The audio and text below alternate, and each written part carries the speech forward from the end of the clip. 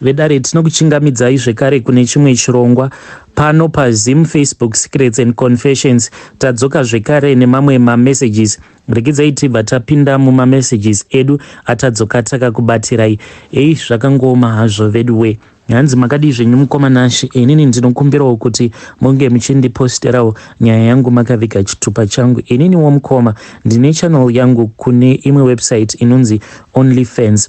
So mukoma ndichizosvika pakujoina OnlyFans, it was because ndainge ndatogara zvangu ndiri bishu kubva kuZim kuzosvika ndazova kuno kwandiri kunyika yevatorwa. Ndainge ndingori bishu, even mama vangu vaiva bishu but vakabva vazongororwa. A very long story mukoma. Mama vangu ndo vakabreaka record. By the time pavakazochata, vakatochata zvavo ne uyo ainge ari murume wemunhu, my stepdad, vakatotiza mhuri yavo vakura kudaro ndokubva vazosarudza kuuya kuzotanga kugara namama vangu. But stepdad vangu ava vakabikirwa. Handifunge kuti kunyange zvikanzi mapastors chaivo vanonzi awa ndo mapastors vembiri, they can never be able to undo what my mom did to my stepfather. Kubikirwa nezibhodo chairo. He does not think anything, he only thinks about my mother. Apa mama vangu manje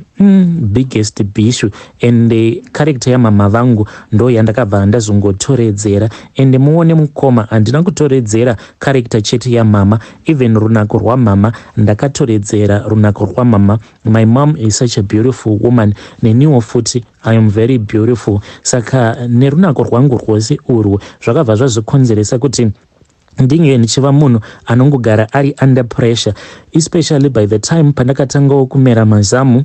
A lot of guys vakabva vatanga kundiataka. Varume vevanhu muarea umo mandakakurira vainge vava kundiataka. Kuchikoro futi mateachers vachingondiataka, all the male teachers, kuzosvika ndichizongosarudza vamwe teacher avo vainge vachitidzidzisa jiyo. Ndo vandakabva ndazotanga kudanana navo. Vamwe vana vaiti paipai pavanenge vabuda either vachienda kubreak kana kuti wherever, inini ndaibva ndazosara naticha zvangu vejiyo, then taitoita bonde mukoma mukaoffice kavo ikako. So panhau idzi dzebonde ndakagraduata from a very young age, ndikabva ndatova an experience, ndikatoti master chaiyo. By the time ho pandakazotanga kudanana netumabharanzi twekuchechi, ndainge ndatova kure mukoma, ndikabva ndapinda mumarriage yangu yekutanga. But it was very painful because mamwe madhiri angu ose aya ekudhara, my husband then found out kuti ndo zvandainge ndakamboita izvi, akabva anditi ainge achida divorce. So after the divorce I got so desperate, ndikabva ndazotanga kupindawo kuma-avenues ndichitengesa. Saka kuma-avenues uko mukoma ndo kwazvakatangira, plus ne-background iyo yekuti ivo mama vangu munhu anobata mishonga, ende ivo kwavakawandira kumishonga iyo iyi yekutorera vanhu varume vavo nekungoitira vamwe vakadzi utsinye, ndo kwavakawandira ikoko mama vangu. So ndakazoti ndiriko kuma-avenues, I then approached mama, even though vainge vasingadi kuti inini ndinge ndichiita zvechibhishu. Vainge vachiti, when you got married I expected the best from you but you disappointed me. But anyway, mama vakabva vazoti vainge vachida kundibatsira. Mama vakatanga vandipa wigi yavo, zvezvimawigi zvezvo zvekudhara. Ende ndakatovashora ndikati, mama, you think kuti inini nezera rangu ndikapfeka chinhu icho chichi chakaita chimop kudai so. But mama vakabva vanditi, you do not know the strength that is inside this wig. Ndakabva ndangotora chibob wig chechi ya mukoma. The day randakachipfeka ndiri kubasa, munoziva kuti varume vakaita line up. Zvezvo zvekuti unombotorana nemunhu obva wamboenda kuma-bookings unenge usiri pahasha mukoma. Musi iwoyo ndainge ndiri pahasha.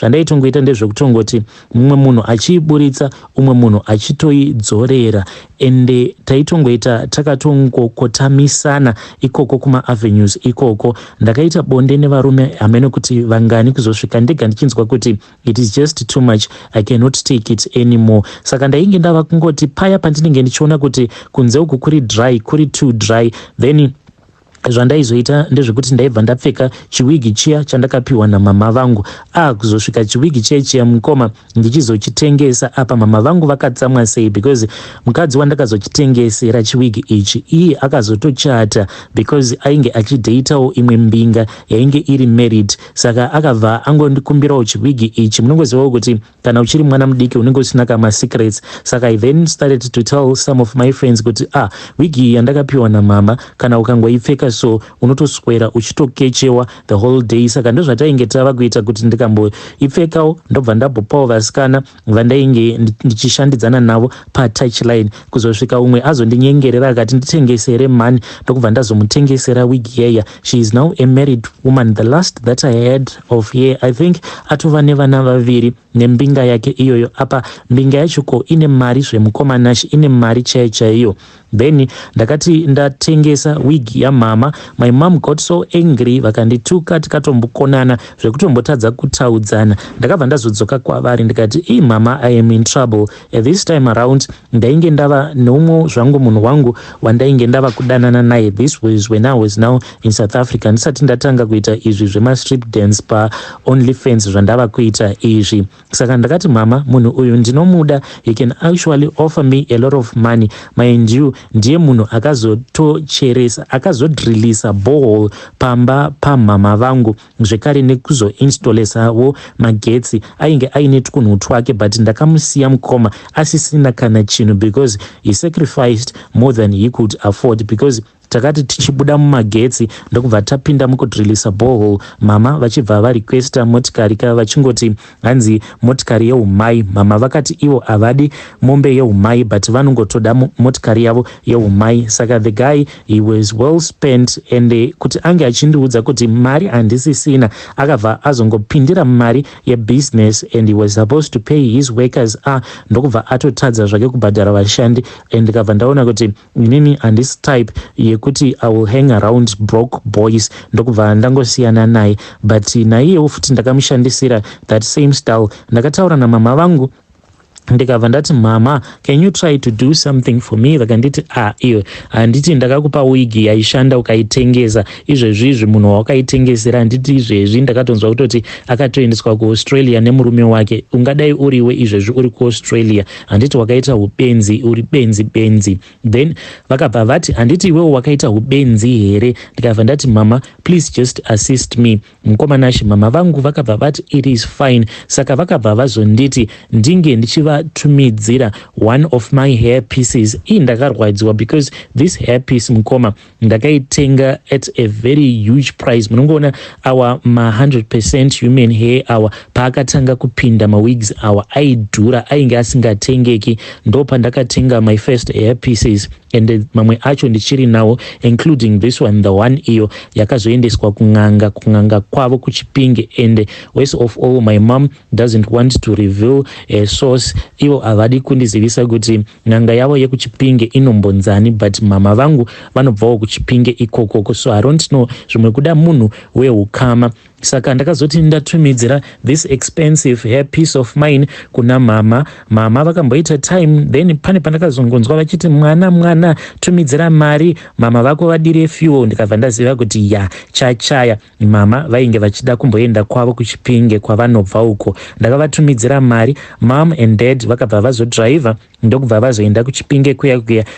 Within a couple of days mama vakabva vatonditi ubate bhazi, pane bhazi rakati ndo randakabatisa my hair pieces ako. I got all excited mukoma, I could not wait for my hair piece to come back. Ndokubva ndazoenda ndikanotora wig yangu yaya. Ndakangoti ndichingonoiti mumusoro kudai, ndo pandakabva ndasangana the guy that I am dating, even though he knows kuti ndinoita izvi zveOnlyFans, but he is very addicted to me. This spirit mukoma iripo paweave, spirit mukoma, it is very powerful, and I have so much respect for it because inotondiwanira mbinga. Like this thing zvandinoita izvi zvekutamba ndichizvistripa paOnlyFans, you won't even believe kuti weave yangu the day randinoita a strip dance for my private clients, kana ndakapfeka weave iyoyo mari yandinowana like it's sort of like masters but zvakasiyana. Masters andinowana on that day it will be a lot, and a lot of people that are subscribed to my channels, because ku OnlyFans uko aungo subscribe mahara, unotobhadhara, they pay mkomanashi, vanondibhadhara imwe mari yekuti kuzongodeita zvangu mbingaka ndinozongodeita so that I can have a nice place to stay, but kamari kangu kandinoita it is good money mkomanashi, ndinozviitira mari dzangu. But inini ndinoshandisa weave, mama vakaenda neweave yacho yandinoshandisa iyoyo kwavo kuchipinge uko, ikabva yanogadzirwa nen'anga pose pandinenge ndakaipfeka mukoma. A man cannot pass me by, I cannot look at a man ndikabva ndati uyu murume uyu ndamuda, murume iyeye akasanditarisa, kungononditarisa kudai, kana ndikaramba ndakamutarisa, ndakaudzwa namama kuti pandinenge ndakatarisana naye, what I have to do is that I have to rest my hand on my lap, ndinofanira kungoisa ruoko rwangu rwekurudyi pachidya changu ichi. Hameno kuti ndinozviitirei, but that is all that I do. Even when I am strip dancing, ruoko rwangu rwekuright runenge rwakangobata chidya changu, because that is where the connection is. And varume vanondibheja mukoma, varume vanondibheja zvekuti yeah, you will see kuti this girl is on fire. I rock kani mukoma, even kunoku kwandinogara kunoku, the ladies that I stay with vanoitawo zvekutengesa miviri yavo vanotoziva kuti the day randinenge ndasarudza kuti ndinge ndichipinda patouchline hakuna umwe munhu anoshanda kunze kwangu inini. This is my own confession mukoma. Kune avo vakadzi vakaroorwa, especially kana vakaroorwa nemurume ane zvinhu zvake, just pray kuti your poor husband will never cross his path with mine. Hey, vedare ndo message iyo yandakatumidzirwa ichibva kuna vahanzvadzi vedu. Saka ndakavabvunza vahanzvadzi vedu ava kuti nai vahanzvadzi, apo pamuri kuti weave yenyu iyi nyangwe painternet inoshanda sei? Ivo vari kuti hanzi munhu paanenge achiona mavideos angu paya paanenge ava kuzvibatsira, paya pandinenge ndichimustripira, paya paanenge achizvibatsira, kunorasa mbeu kwaanoita, hanzi zvinobva zvazokonzeresa connection yekuti I can actually control him. Even from the internet, I can tell him to send me money. And pane vamwe vandinozototaura navo off platform, tava kutaura like ku WhatsApp or via ma calls, munhu ndotomurequestera mari kutoti please can you buy chakati, hanzi ma-iPhone awa anongouya zvawo, anongouya ma-iPhone nedelivery. Hey, zvakangoma hazvo very way. Please let us talk about this issue in the comment section.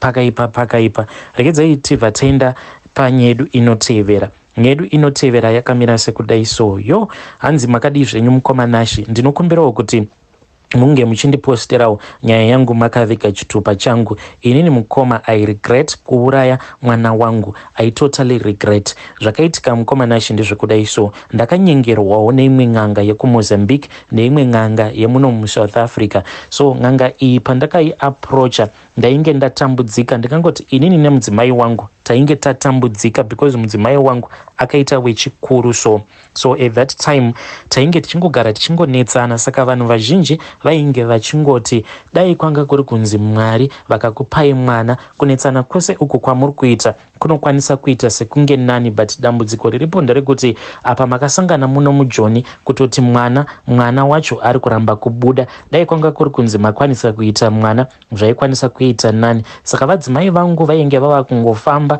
vachingobatsirwawo, tichingobhoilisirwawo zvinovava zvichinzi inwai kuzonosvika one day mudzimai wangu paakazouya mumba achipembera, ndakamubvunza kuti what was going on. Mudzimai akabva anditi iye ainge abatira pamuviri. Takafara mukomanashi apa iye mudzimai wangu uyu nezera rake, this was a first child, uyo wacho wandakazochekeresera mahara futi mukoma. saka mukadzi wangu ane depression, and the day that she is going to find out kuti izvi ndo zvandakaita, I don't think kuti there is going to be peace between me and her. Mukoma at that time mudzimai paakanditi ainge abatira pamuviri already painge paina vamwe gogo vemuno muSouth Africa vainge vakambondipawo mimwe mishonga yekuti ndinge ndichisimbisa musana zvekare nekusuka chibereko chemudzimai wangu with excitement, sezvo tainge tisingazivi kuti akatibatsira wacho ndiani, vekumasowe here kana kuti gogo vaya vemuno muSouth Africa. Saka one day ndakangoti ndiri mutown ndokubva ndadarika nepabasa pavo gogo ava, mukadzi wangu nhumbu yake yainge yatokura yava kutoonekwa kutoti munhu uyu ane mimba. Takabva tatocelebrata tose paya. Gogo ava vakabva vazoti kwandiri, iwewe ndoda kuti udzoke uri woga, ende vakangoita zvekuzevezera kudai. Ndakabva ndazodzoka ndiri ndoga, vakabva vanditi iwe haudi kuita mari here? Ndikabva ndati ndinoda kuita mari. Gogo, munoreva kuti hakuna munhu here asingadi kuita mari? Then gogo vaya vakabva vanditi, inini ndinokwanisa kukupa mari. Saka mari yandainge ndakavimbiswa, mukoma, ndakavimbiswa kuti ndinokwanisa kupiwa 300,000 hard cash kana ndainge ndabvuma kuchekeresa mwana wangu, but so far hakuna mukoma, hakuna. Ndiri kutongotambudzika apa, mwana ndakarasikirwa nemwana. Saka pandakabvuma ivo vakabva vazonditi ndinge ndichiuya kumba kwavo, but ndaisaziva kumba kwavo, ndaingovaziva kungovaonawo mutown. Ndakabva ndazouya umwe musi uri musi weFriday, mudzimai ndakamunyepera kuti ndainge ndawana peace job, ndokubva ndazoenda nagogo vaya kumba kwavo. Tichinosvika kumba kwavo kwaita kunge kwainge kuine chifunction here pachingoitwa zvechivanhu. Then wakazoti wava pakati pawo usiku. Gogo ava vaita sekunge vainge vabatwa nemudzimu, ndopavakabva vazondidana. Tainge tingori 2 ndokubva vatanga kutaura neni, vakanditi, iwewe anti wati uri kuda 300,000 rands iyi? Ndikati hongu ndiri kuida mari iyi. Then vakabva vanditi uya upfugame apa. Saka ipo hapana flow, saka ndakabva ndazonzi ndinge ndichiuya kuzopfugama ipapo. Pakabva patanga kubuda mvura, ndikabva ndanzi ndinge ndichichera mvura iyoyo. Vakabva vanditambidza cup, ndokubva ndachera mvura, ndikabva ndanzi ndinge ndichinwa. Imwe yacho ndakabva ndazonzi ndinge ndichiisa muchigubhu. Then vakabva vanditi 300,000 iyi ndichakupa kana kuri kuzonzi mwana wako akazvarwa wobva wazondipa mwana wako. Mukoma, ndakacalculata ndikaona kuti mudzimai wangu already atokura, hapana paizokwanisa kundizvarira umwe mwana zvekare wechinumber 2. Ndikati maybe mwana wacho pamwe achatongobudawo, maybe akaremara oro akatofa. Ndikatongoti as long as ndapiwa mari iyi ndinokwanisa kuita zvimabhizinesi. Inini ndainge ndine idea yekuti ndichatenga kana pickup maybe ye70,000 yeumalaija, ndotanga kuita zveumalaija. Imwe mari maybe kana 50 ndobva ndavaka nayo. Then imwe yacho ndobva ndavhura zvimasupermarket kumba munomu, ndobva ndavhura spaza shop nemari iyoyo. Ndikabva ndangoti mukadzi wangu uyu sezvo akura, kana akazongoramwa ndinobva ndatsvakawo kana wechidiki, then uyo anozondizadzira musha. Mukoma, ndo sarudzo dzangu dzandakaita idzodzo. Ndikati zvakanaka igogo. Ava vakabva vanditi, iwo zvaunongoita ndezvekuti kuzonosvika mwana wako achizozvarwa, ndinoda kuti unge uchitanga wageza sikarudzi yako nemvura iyi, kana ikapera unopota uchiuya kushop ndichikupa. So kuzonosvika mudzimai wangu zuva rakati ainge ava kunzwa nhumbu ichirwadza. Tisati tatombotsvaka ambulance, mukoma, ndakatombomhanya ndikanogeza sikarudzi yangu, ndokubva ndarara naye. Akanozvara mwana, mukoma nacho, but mwana uyu haana kurarama kwemazuva akawanda. Mwana uyu ndokubva azoshayika. Saka zvinhu izvi zvainge zvichingozivikanwa neni nagogo nen'anga yavo yekuMozambique, iyo yaifanira kundipa mari, but ndava kufungidzira kuti ndakavharwa, mukoma. When I look at my wife, I feel so sorry for her. Zvimwe kuda uyu mwana uyu ndiye ega ainge akangonzi achaita mwana iyeyu 1 naMwari, but I feel as if I disappointed her. Ndo confession yangu iyi, mukoma Nashi. Please, ndinokumbirawo kuti mukaposta nyaya yangu ndizivisewo mucomment section. Ndinotoshaya kutoti mudzimai wangu ndomuudza sei kuti dia ndo zvandakaita izvi. Dzimwe nguva ndinotombofunga kuti ndinge ndichimutiza, zvimwe kuda kana ndikangomutiza iye achazongohila, then inini kumberi kokoko maybe ndichazongowanawo mukadzi wechidiki wandichazongozvara naye, then I just close this chapter because hey vedare, ndo message iyo yandakatumidzirwa ichibva kuna mukoma vedu. Zvakangooma hazvo vedu we. Kunzoku vanhu vari kuperforma hanzi ndakavharwa mwana wangu. neimwe ng'anga yemuno muSouth Africa neimwe ng'anga yekumozambique.